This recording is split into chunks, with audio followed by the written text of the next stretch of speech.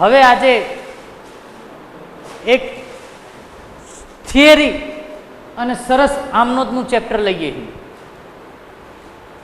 Pass થવા માટે આ ચેપ્ટર એક મહત્વનો ભાગ ભજવે છે. 8 માર્કનું ચેપ્ટર છે. 5 માર્કની તો થિયરી આવે જ છે. તમારે ખાલી એક આમનોંધ તૈયાર કરવાની. બરોબર?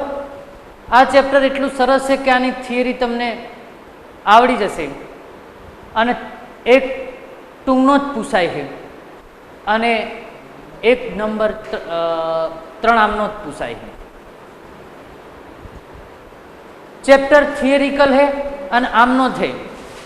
આ ચેપ્ટરની અંદર મોટા દાખલા આપેલા છે પણ મોટા દાખલા આમાંથી પૂછાતા નથી, પરંતુ એક MCQ પૂછાય છે, એક સવાલ પૂછાય છે અને આમનોંધ અથવા થિયરી. આમનોંધ અથવા થિયરી.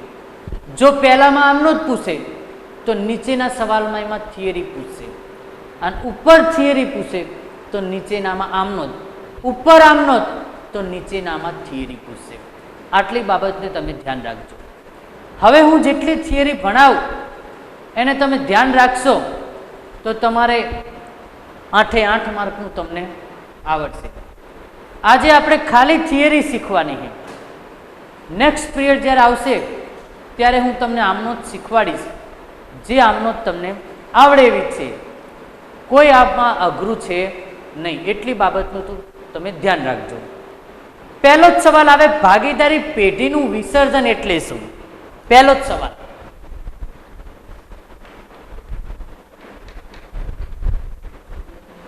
ભાગીદારી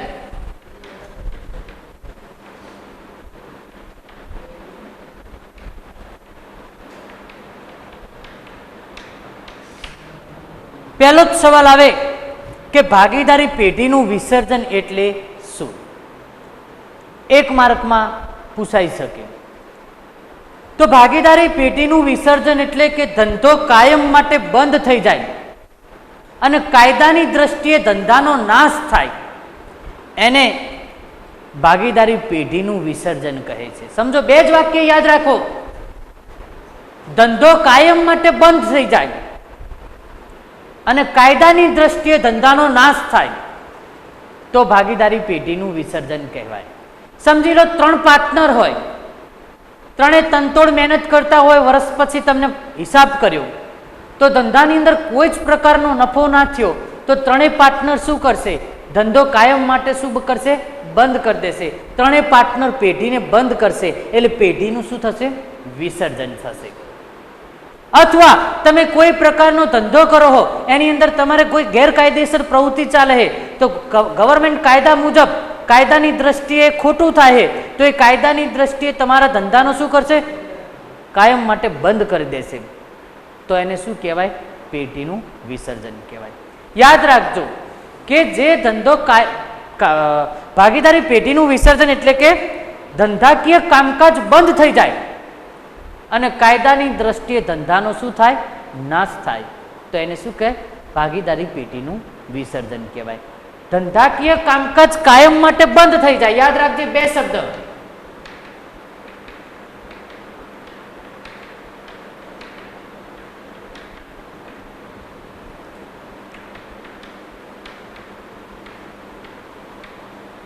અને કાયદાની દ્રષ્ટિએ ધંધાનો નાશ થાય.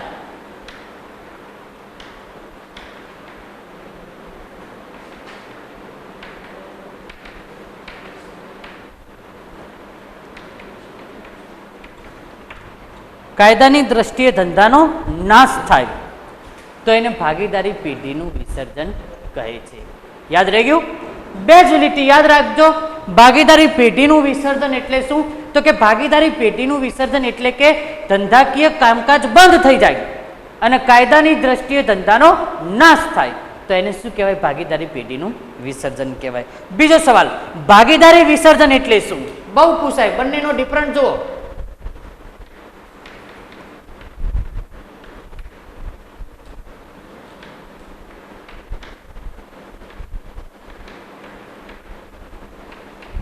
ભાગીદારીનું વિસર્જન એટલે શું? સાંભળજો, ભાગીદારીનું વિસર્જન એટલે કે જ્યારે પેઢીની અંદર કોઈ ભાગીદારનો પ્રવેશ થાય, કોઈ ભાગીદાર નિવૃત્ત થાય, કોઈ ભાગીદાર મૃત્યુ પામે, કોઈ ભાગીદાર નાદાર જાહેર થાય તો ભાગીદારી સ્વરૂપ બદલાય છે, પેઢીનું સ્વરૂપ બદલાતું નથી, માટે એનું શું કહેવાય? ભાગીદારીનું વિસર્જન કહેવાય.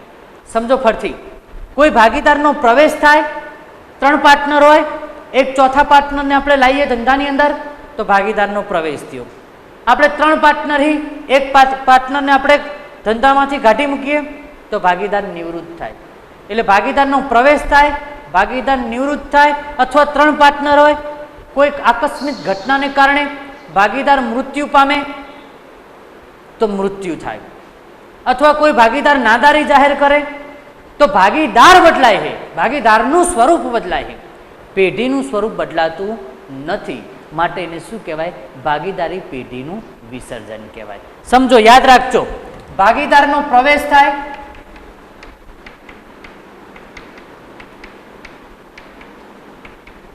મૃત્યુ પામે, નિવૃત્ત થાય કે નાદાર જાહેર થાય તો ભાગીદારનું સ્વરૂપ બદલાય, પેઢીનું સ્વરૂપ ના બદલાય.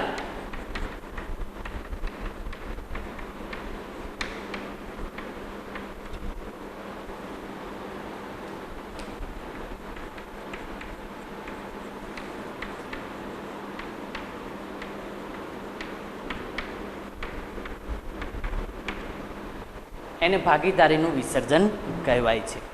સમજી લો, ભાગીદારનું સ્વરૂપ બદલાય છે, પેઢીનું સ્વરૂપ બદલાતું નથી. એનું કારણ કઈ? 3 ભાગીદાર, 2 ભાગીદાર હોય, આપણે એકને લાવીએ, પ્રવેશ થયો, અથવા 2 હોય, 3 હોય, એક જતો રહે તો નિવૃત્ત થયો, અથવા કોઈ આકસ્મિક કારણ મૃત્યુ પામે તો ભાગીદારો બદલાય, અંદર પેઢીનું સ્વરૂપ બદલાતું નથી. 2 વ્યાખ્યા આઈએમપી યાદ રાખજો. ભાગીદારી પેઢીનું વિસર્જન એટલે શું? સમજો, પેઢી તો ધંધાકીય કામકાજ કાયમ માટે બંધ થઈ જાય અને કાયદાની દ્રષ્ટિએ ધંધાનો નાશ થાય તો એને પેઢીનું વિસર્જન કહેવાય. ભાગીદારીનું વિસર્જન કોને કહેવાય? તો કોઈ ભાગીદારનો પ્રવેશ થાય, કોઈ ભાગીદાર નિવૃત્ત થાય, કોઈ ભાગીદાર મૃત્યુ પામે કે કોઈ ભાગીદાર નાદાર જાહેર થાય તો અંદરો અંદર ભાગીદારનું સ્વરૂપ બદલાય, પેઢીનું સ્વરૂપ બદલાતું નથી, માટે એને શું કહેવાય? ભાગીદારીનું વિસર્જન કહેવાય. ત્યારબાદ મોસ્ટ આઈએમપી વિકલ્પમાં પૂછાય, માલ ભાગીદારી પેઢીના વિસર્જન સમયે સૌથી પહેલા શેની ચૂકવણી થાય?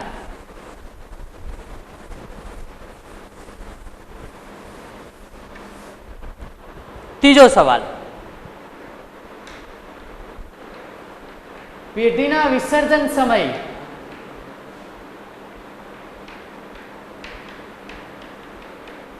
સૌથી પ્રથમ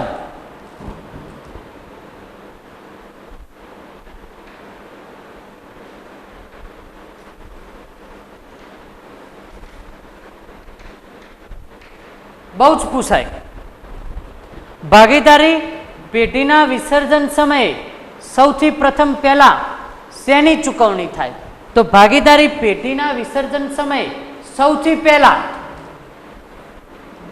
વિસર્જન ખર્ચ ચૂકવાય.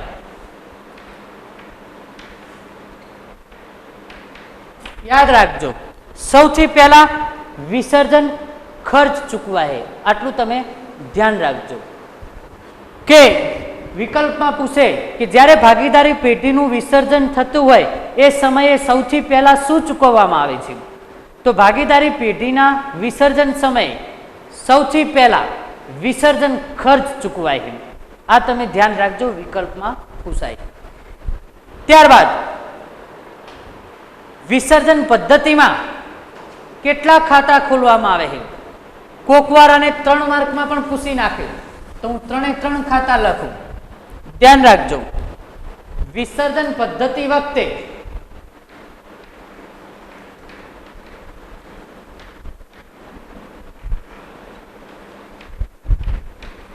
કેટલા ખાતા ખોલવામાં આવે છે?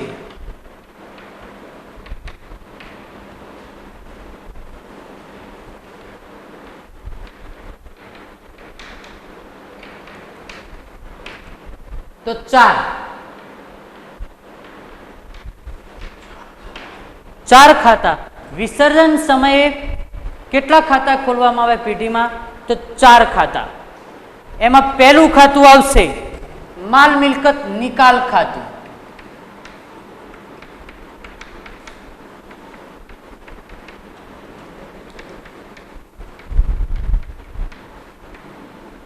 બીજું ખાતું આવશે ભાગીદારનું લોન ખાતું.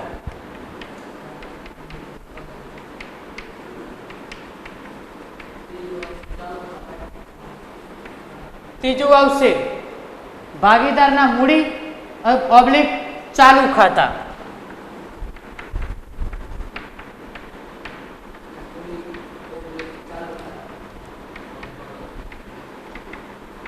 અને છેલ્લું ચોથું રોકડ કે બેંક ખાતું. કયું ખાતું?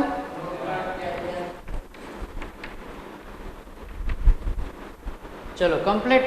3 માર્કમાં ઘણીવાર આ સવાલ પૂછાઈ શકે છે કે પેઢીના વિસર્જન વખતે કયા કયા ખાતા ખોલવામાં આવે છે? તો પેઢીના વિસર્જન વખતે 4 ખાતા ખોલવામાં આવે છે. પહેલું માલ મિલકત નિકાલ ખાતું. તો 1 માર્કમાં બહુ જ પૂછાય, યાદ રાખજે બટા.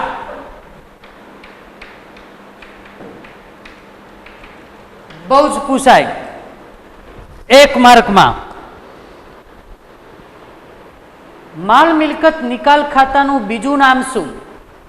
તો માલ મિલકત નિકાલ ખાતાનું બીજું નામ શું? સંપાદન ખાતું. કયું ખાતું? 1 માર્કમાં કે વિકલ્પમાં પૂછાઈ શકે કે માલ મિલકત નિકાલ ખાતાનું બીજું નામ શું? તો માલ મિલકત નિકાલ ખાતાનું બીજું નામ સંપાદન ખાતું છે. કમ્પ્લીટ. કદાચ કોક વાર અને 3 માર્કમાં પૂછી નાખે કે ભાઈ ભાગીદારી પેઢીના વિસર્જન સમયે કયા કયા ખાતા ખોલવામાં આવે છે? તો ભાગીદારી પેઢીના વિસર્જન સમયે 4 ખાતા ખોલવામાં આવે છે. પહેલું માલ મિલકત નિકાલ ખાતું. તો કે માલ મિલકત નિકાલ ખાતાનું બીજું નામ શું? તો કે સંપાદન ખાતું. એટલે પહેલું માલ મિલકત નિકાલ ખાતું, બીજું ભાગીદારનું લોન ખાતું, ત્રીજું ભાગીદારના મૂડી કે ચાલુ ખાતા, અને ચોથું રોકડ ખાતું. એટલે કેટલા ખાતા ખોલવામાં આવે છે? 4 ખાતા. ચલો યાદ રહી જશે ને તમને બધાને કે કેટલા ખાતા? તો 4. પહેલું માલ મિલકત નિકાલ ખાતું, એનું બીજું નામ સંપાદન ખાતું, પછી ભાગીદારનું લોન ખાતું, પછી ભાગીદારનું મૂડી કે ચાલુ ખાતું, અને છેલ્લે રોકડ ખાતું. એટલે કેટલા ખાતા ખોલવામાં આવે છે? 4 ખાતા. માલ મિલકત નિકાલ ખાતાનું બીજું નામ શું? તો કે સંપાદન ખાતું. ચલો કમ્પ્લીટ. ત્યારબાદ આગળ ચાલીએ. પેઢીના વિસર્જન વખતે છેલ્લે કઈ રકમ ચૂકવાય છે?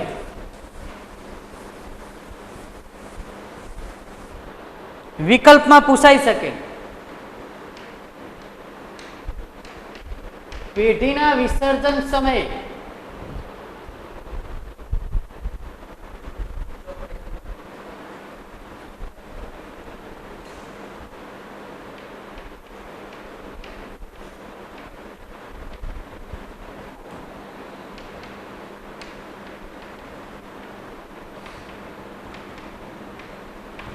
પેઢીના વિસર્જન સમયે છેલ્લે કઈ રકમ ચૂકવાય છે?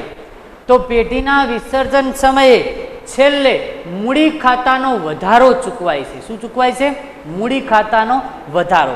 આની આગળ આપણે પહેલા એક સવાલ શીખી ગયા, યાદ કરો કે ભાગીદારી પેઢીના વિસર્જન સમયે સૌથી પહેલા શું ચૂકવાય છે? તો સૌથી પહેલા વિસર્જન ખર્ચ ચૂકવાય છે.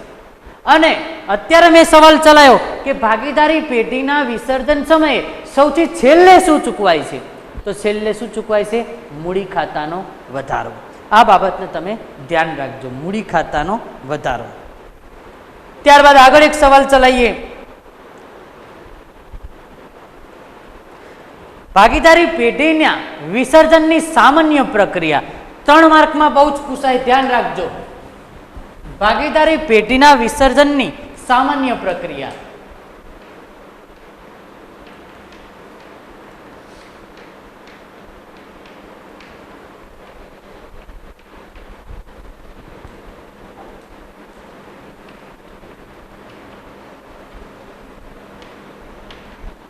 प्रक्रिया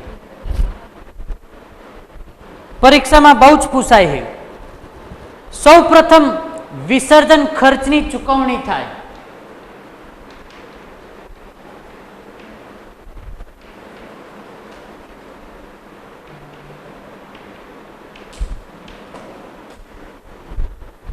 त्यारबाद ત્રાહિત પક્ષના દેવા ચૂકવાય।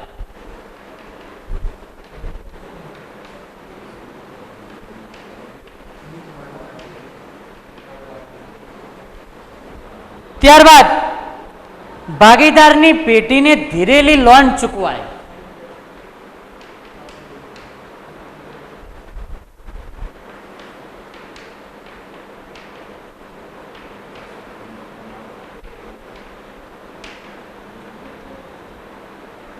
ત્યારબાદ ભાગીદારની મૂડી અને ચાલુ ખાતાની રકમ ચૂકવાય।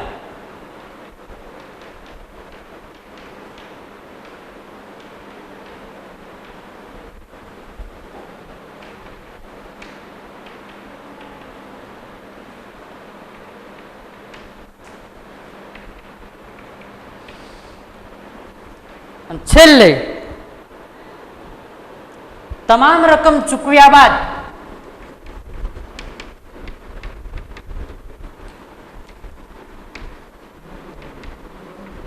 વધારો નફા નુકસાનના પ્રમાણમાં વહેંચાય। ચલો કમ્પ્લીટ। યાદ રાખો 3 માર્કમાં પૂછાય સવાલ। હું આ चैप्टर में थियरी ने एटला माटे महत्व आपू कि आ चैप्टर वधारे पड़तुं थियरीनुं है, त्रणो ज आमनो ज पूछाय है।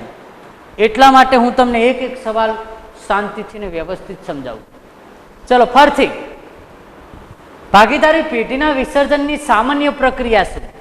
तो भागीदारी पेटीना विसर्जननी सामान्य प्रक्रिया में सौथी पहला विसर्जन खर्च चूकवाय। याद राखजो, सौथी पहला विसर्जन खर्च चूकवाय। त्यारबाद ત્રાહિત પક્ષના દેવા ચૂકવાય, એટલે કે જે ધંધા સિવાયનું બહારનું દેવું હોય એ ચૂકવાય, એટલે કે ત્રાહિત પક્ષના દેવા ચૂકવાય। ત્રીજું, ભાગીદારે પેઢીને કોઈ લોન આપી હોય તો એની ચૂકવણી થાય। ચોથું, મૂડી અને ચાલુ ખાતાની રકમ ચૂકવાય। આ બધું વસ્તુ ચૂકવાઈ જાય અને જો રકમ વધે તો ભાગીદારો નફા નુકસાનના પ્રમાણમાં વહેંચી લે છે। એટલે કે જે વધારો રહે એ ભાગીદારો નફા નુકસાનના પ્રમાણમાં વહેંચે છે। ચલો કમ્પ્લીટ। યાદ રહેશે સવાલ? ફરીથી એકવાર રિપીટ કરી દઉં કે ભાગીદારી પેઢીના વિસર્જનની સામાન્ય પ્રક્રિયા, યાદ રાખજો શબ્દ સામાન્ય વિસર્જન અને સામાન્ય પ્રક્રિયા, બે સવાલ ભેગા ના થઈ જાય। આના પછી હું જે સવાલ ચલાવવાનો ને એ સામાન્ય વિસર્જન હશે, અત્યારે જે ચલાવું એ સામાન્ય પ્રક્રિયા। એટલે આ બે સવાલ તમારા ભેગા ના થઈ જાય। એટલે ચલો ફરીથી એકવાર રિપીટ કરી દઉં કે ભાગીદારી પેઢીના વિસર્જનની સામાન્ય પ્રક્રિયા, સામાન્ય પ્રક્રિયામાં સૌથી પહેલા શું ચૂકવાય તો કે વિસર્જન ખર્ચ ચૂકવાય। ત્યારબાદ ત્રાહિત પક્ષના દેવા ચૂકવાય। ત્રાહિત પક્ષ એટલે ધંધા બહારના જે વ્યક્તિના દેવા હોય એ ચૂકવાય। ત્યારબાદ ભાગીદારે કોઈ લોન આપી હોય પેઢીને તો એની ચૂકવણી થાય। પછી ત્યારબાદ મૂડી ખાતા અને ચાલુ ખાતાની રકમ ચૂકવાય અને બધું ચૂકવ્યા પછી રકમ વધે તો ભાગીદારો તેને નફા નુકસાનના પ્રમાણમાં વહેંચે છે। ચલો કમ્પ્લીટ। આ થઈ સામાન્ય પ્રક્રિયા। આગળ એક સવાલ ચલાવ્યો 3 માર્ક્સનો કે ભાગીદારી પેઢીના વિસર્જન વખતે કયા કયા ખાતા ખોલવામાં આવે તો 4, માલ મિલકત નિકાલ ખાતું, ભાગીદારનું લોન ખાતું, ભાગીદારના મૂડી ખાતા કે ચાલુ ખાતા અને છેલ્લું રોકડ ખાતું। ત્યારબાદ બીજો 3 માર્કનો સવાલ આપણે ચલાવ્યો કે ભાગીદારી પેઢીના વિસર્જનની સામાન્ય પ્રક્રિયા। સામાન્ય પ્રક્રિયામાં સૌથી પહેલા વિસર્જન ખર્ચ ચૂકવાય। 1 માર્કમાં મેં કીધું હતું હમણાં કે 1 માર્કમાં વિકલ્પ કે સવાલમાં પૂછાઈ શકે કે સૌથી પહેલા કયો ખર્ચ ચૂકવાય તો વિસર્જન ખર્ચ ચૂકવાય। ત્યારબાદ ત્રાહિત પક્ષના દેવા ચૂકવાય। ત્યારબાદ ભાગીદારની લોન ચૂકવાય। ત્યારબાદ મૂડી કે ચાલુ ખાતાનો વધારો ચૂકવાય અને છેલ્લે ભાગીદારો રકમ વધે તો એને નફા નુકસાનના પ્રમાણમાં વહેંચી લે છે। ચલો કમ્પ્લીટ। આની અંદર ત્રાહિત પક્ષના દેવાની અંદર સમજાવું, બહુ જ પૂછાય, ધ્યાન રાખજો ત્રાહિત પક્ષના દેવાની અંદર વિકલ્પમાં એક વાક્યના સવાલમાં કે આમનોદમાં પૂછાઈ શકે છે, ભાગીદારની પત્નીની લોન વિસર્જન વખતે ક્યારે ચૂકવાય? ભાગીદારની પત્નીની લોન વિસર્જન વખતે ક્યારે ચૂકવાય? મોસ્ટ આઈએમપી સવાલ છે. વિકલ્પ એક વાક્યના સવાલમાં કા આમનોદમાં આવે. તમે ધ્યાન રાખજો, ભાગીદારની પત્નીની લોન ક્યારે ચૂકવાય? તો તમારે જવાબમાં લખવાનું કે ત્રાહિત પક્ષના દેવા સાથે ચૂકવાય. ક્યારે ચૂકવાય? ત્રાહિત પક્ષના દેવા સાથે ચૂકવાય. કે ભાગીદારની પત્નીની લોન ક્યારે ચૂકવાય? તો તમારે જવાબમાં લખવાનું કે ત્રાહિત પક્ષના દેવા સાથે ચૂકવાય. મોસ્ટ આઈએમપી વિકલ્પ એક વાક્ય અને આમનોદ માટે આઈએમપી. આમનોદમાં તમને ભાગીદારની પત્નીની લોનના રૂપિયા આપ્યા છે, તમારે ખાલી એની આમનોદ લખવાની છે. હું જ્યારે આમનોદ ચલાવીશ ત્યારે હું તમને એ શીખવાડી દઈશ. ચલો કમ્પ્લીટ. આ એક સવાલ કમ્પ્લીટ થયો કે ભાગીદારની પત્નીની લોન ક્યારે ચૂકવાય? તો ત્રાહિત પક્ષના દેવા સાથે. બીજો 3 માર્કમાં સવાલ,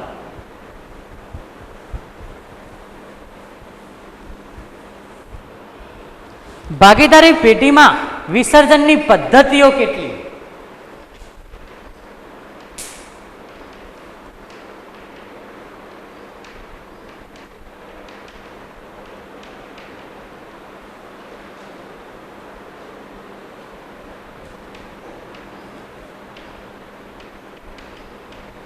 તો 2. એક સામાન્ય વિસર્જન એટલે કે અદાલત સિવાય વિસર્જન,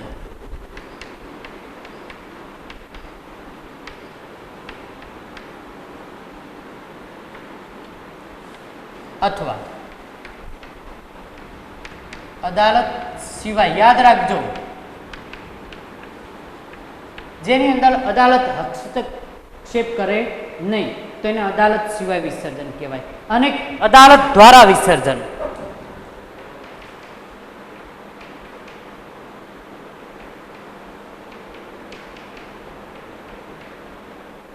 ચલો 2 પદ્ધતિ. સવાલ પૂછે 1 માર્કની અંદર કે વિસર્જનની પદ્ધતિઓ કેટલી? તો વિસર્જનની 2 પદ્ધતિ. એક સામાન્ય વિસર્જન, સામાન્ય વિસર્જનનું બીજું નામ કે અદાલત સિવાય વિસર્જન, અને બીજું અદાલત દ્વારા વિસર્જન. એટલે વિસર્જનની કેટલી પદ્ધતિ થઈ? 2 પદ્ધતિ. એક સામાન્ય વિસર્જન અને બીજું અદાલત દ્વારા વિસર્જન. તો સામાન્ય વિસર્જનમાં કેવા પોઈન્ટ આવે ધ્યાન રાખજો. સામાન્ય સર્વસંમતિથી વિસર્જન,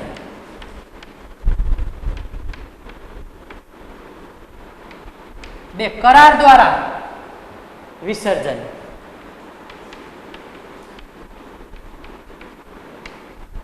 ત્રીજું નોટિસ દ્વારા,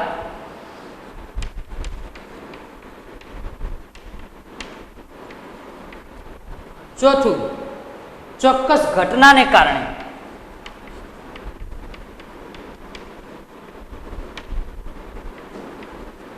પાંચમું અંગત કારણ,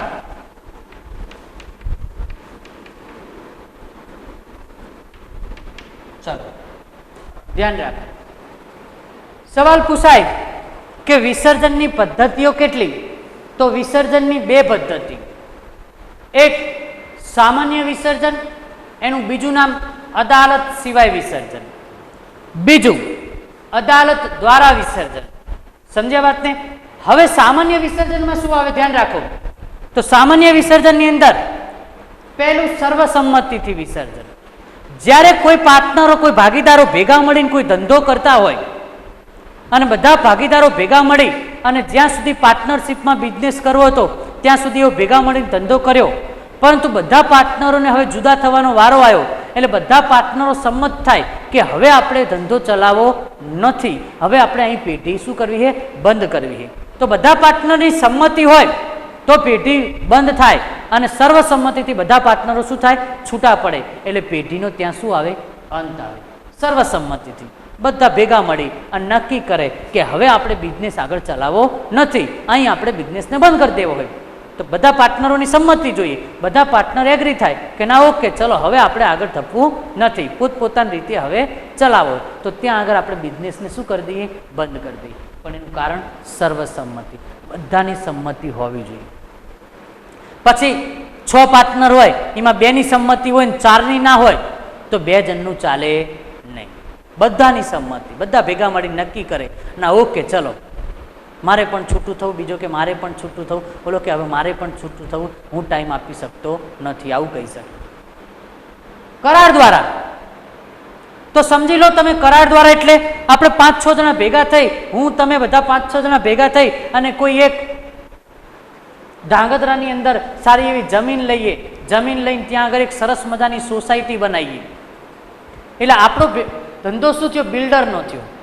આપણે 5 જણાએ ભેગા થઈને જમીન લીધી, જમીન ઉપર 100 મકાનની સ્કીમ પાડી, 100 મકાનની આપણે સ્કીમ બનાવી, જેની અંદર મકાન વેચાવા માટે આપણે 5 પાર્ટનરે ભેગા થઈને નક્કી કર્યું. હવે આપણો કરાર ક્યાં સુધી, કે જ્યાં સુધી મકાન વેચાય ત્યાં સુધી. મકાન વેચાઈ જાય એટલે આપણો કરાર શું થાય, પૂરો થાય, આપણો ધંધો શું થાય, ત્યાં બંધ થાય. 100 મકાન વેચાઈ જાય, આપણે પાર્ટનરો કરાર પૂરો થઈ ગયો. આપણો કરાર ક્યાં સુધીનો હતો કે 100 મકાનની સ્કીમ બને ત્યાં સુધીનો, મકાન વેચાઈ જાય, બધું ભરપાઈ થઈ જાય, જે નફો વધે વેચી લઈએ, આપણો કરાર ત્યાં સુધીનો હતો. ઓટોમેટિકલી તમારો બિઝનેસ શું થઈ જાય, ત્યાં બંધ થઈ જાય. એને સામાન્ય વિસર્જન કહેવાય. સમજી લો હાઈવે ઉપર એક પુલ બાંધવાનું કામ લઈએ, સમજ્યા વાતને? તો અમે 2-4 પાર્ટનરો ભેગા થઈ અને એ ટેન્ડર પાસ કરીને અમે પુલ બાંધવાનું કામ નક્કી કર્યું.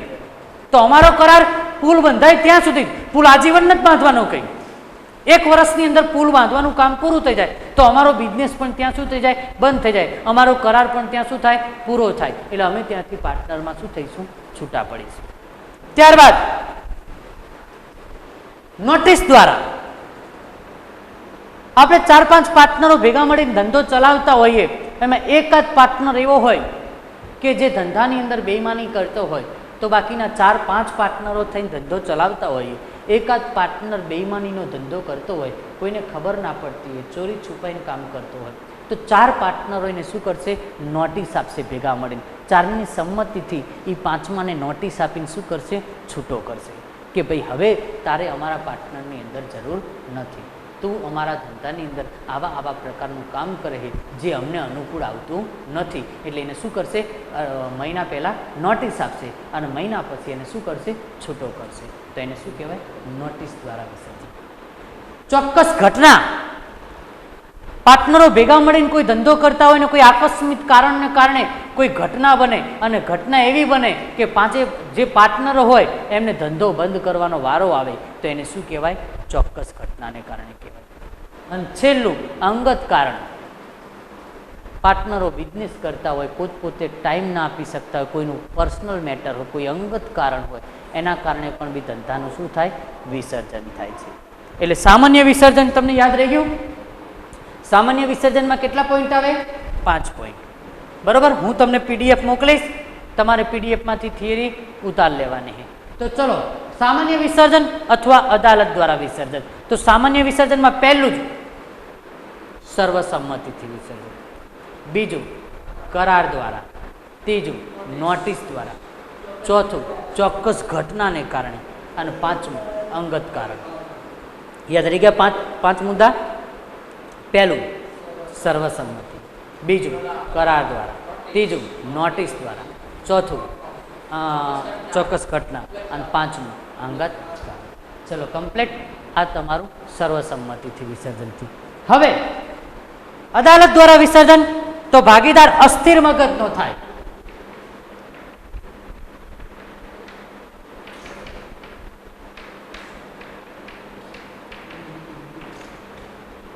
ભાગીદાર કામ કરવા અશક્તિમાન બને.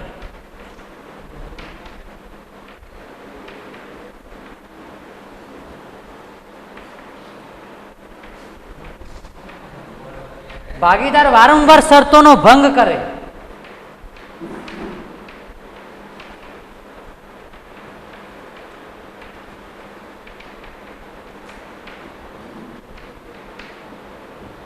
ભાગીદાર વારંવાર શરતોનો ભંગ કરે. ભાગીદાર પોતાનો હિસ્સો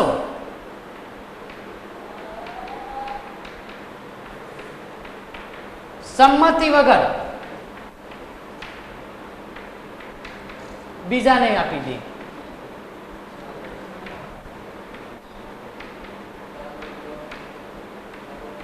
ભાગીદાર પેઢીના હિત વિરુદ્ધ વર્તન કરે,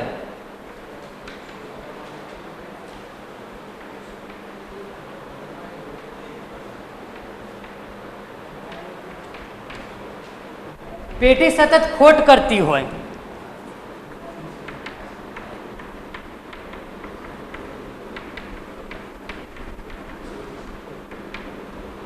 અને અદાલતને કોઈ કારણ વ્યાજબી ન લાગે,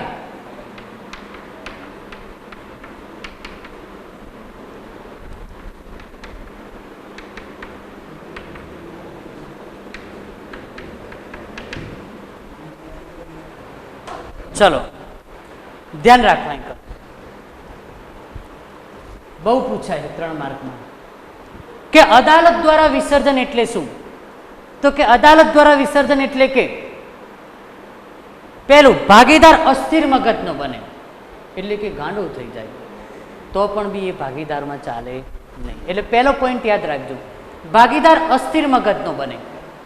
બીજું, ભાગીદાર કામ કરવા માટે અશક્તિમાન હોય. 5 ભાગીદાર હોય, એમાં 4 ભાગીદાર સરસ કામ કરતા હોય, 5મો ભાગીદાર કામ કરી ના શકતો હોય, એટલે કે ભાગીદાર કામ કરવા માટે કેવો હોય? અશક્તિમાન, એ કામ કરી શકતો નથી. ત્યારબાદ વારંવાર શરતોનો ભંગ કરે ભાગીદાર. ઓફિસમાં આવે, અનાપ શનાપ બોલે, શરતો મુજબ ટાઈમસર આવે નહીં, ટાઈમસર જાય નહીં, તો વારંવાર શરતોનો શું કરતો હોય? ભંગ કરતો હોય. મીટિંગમાં બોલાવે તો આવે નહીં, એટલે વારંવાર શરતોનો ભંગ કરતો હોય. પછી ભાગીદાર પોતાના હિસ્સો સંમતિ વગર બીજાને આપી દે. આપણને 4 પાર્ટનરને ખબર ના હોય, 5મો પાર્ટનર રહે પોતાનો હિસ્સો બીજાને વેચી મારે. આપણે મીટિંગ કરીએ તો કોઈ નવો જ પાર્ટનર દેખાય, એટલે કહેવાનો મતલબ પોતાનો હિસ્સો સંમતિ વગર શું કરે? બીજાને વેચી મારે. ત્યારબાદ પેઢીના હિત વિરુદ્ધ વર્તન કરે, પેઢીની હિતની વિરુદ્ધ વર્તન કરે, જે યોગ્ય વ્યાજબી વર્તન કરવાનું હોય કરે નહીં. પેઢી સતત ખોટ કરતી હોય તો પણ બી ધંધો ના ચાલે. તમે 1 વર્ષ ખોટ સહન કરો, બીજા વર્ષે ખોટ સહન કરો, ત્રીજા વર્ષે પછી તમે ખોટ સહન કરો નહીં, ઓટોમેટિકલી ધંધાનું વિસર્જન કરો. અને અદાલતને કોઈ કારણ વ્યાજબી ના લાગે, તમે જે ધંધો ચલાવતા હોય એની અંદર કાયદેસર પ્રવૃત્તિ ના ચાલતી હોય અને ગેરકાયદેસર પ્રવૃત્તિ ચાલતી હોય તો અદાલતને એ વ્યાજબી લાગતું નથી, એના કારણે તમારો ધંધો શું કરાવે? એ બંધ કરાવે. ચલો, પહેલું, ભાગીદાર અસ્થિર મગજનો બને, ભાગીદાર કામ કરવા માટે અશક્તિમાન બને, ભાગીદાર વારંવાર શરતોનો ભંગ કરે, ભાગીદાર પોતાનો હિસ્સો સંમતિ વગર વેચી મારે, ભાગીદાર પેઢી હિત વિરુદ્ધ વર્તન કરે, પેઢી સતત ખોટ કરતી હોય, અને છેલ્લું, અદાલતને કોઈ કારણે વ્યાજબી ના લાગે. બંને સવાલ 3 માર્કમાં પૂછાઈ શકે. ધ્યાન રાખજો, બંને સવાલ, આ બંને સવાલ સર્વસંમતિ દ્વારા વિસર્જન, આરવી સામાન્ય વિસર્જન, એની અંદર અદાલત સિવાય વિસર્જન, અને આરવી અદાલત દ્વારા વિસર્જન. ચલો કમ્પ્લીટ. અહીં આપણી થિયરી હજુ અડધી બાકી છે, આગળ આપણે થિયરી ચલાવીશું, બરોબર. પણ મેં જેટલા સવાલ ચલાયા એની PDF હું તમને આજે મોકલી દઈશ. જે થિયરી તમારે ઉતારવાની છે અને પછી શું કરવાનું છે ને રીડિંગ કરવાની છે. આ ચેપ્ટર થિયરી માટે જ છે, એટલું યાદ રાખજો. 5 માર્કની થિયરી 100% પૂછાય છે, 3 માર્કની આમનોંધ પૂછાય છે. એ આમનોંધ પણ થિયરીને લગતી છે, જેથી કરી તમને આવડશે. એટલે તમે આ બાબતનું ખાસ ધ્યાન રાખજો. ચલો કમ્પ્લીટ.